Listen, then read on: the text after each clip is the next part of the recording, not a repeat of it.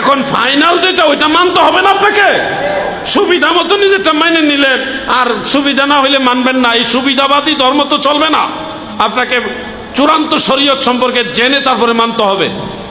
কুরবানির ক্ষেত্রে স্পষ্ট মাসআলা হলো, একই পশুতে গরু অথবা উট, যেটার মধ্যে 7 শরিক বা কোন কোন ইমামদের মধ্যে 10 শরিকও দেওয়া যায় উটের মধ্যে, তো 7 শরিকে কুরবানি দিবেন। সেখানে ওয়াজিব কুরবানির পাশাপাশি আপনারা চাইলে আকিকাও আদায় করতে পারবেন। আকিকার সুন্নত তরিকাগুলো মনে রাখবেন। আকিকা মূলত সুন্নত। এইটা কোন দিন সুন্নত? সন্তান জন্ম হওয়ার 7ম দিন, 7ম দিবসে ওই সন্তানের মাথার চুলগুলি কেটে কামিয়ে বা হলক করে ফেলে দিয়ে তখন আপনি নাম রাখবেন এবং আকিকা করবেন। আকিকা ওই ছেলে হইলে একটা ছেলের পক্ষে 2টা ছাগল বা খাসি দেন বা ভেড়া বকরি যাই দিতে পারেন, 2টা ছেলের জন্য 2টা, আর মেয়ে হইলে 1টা।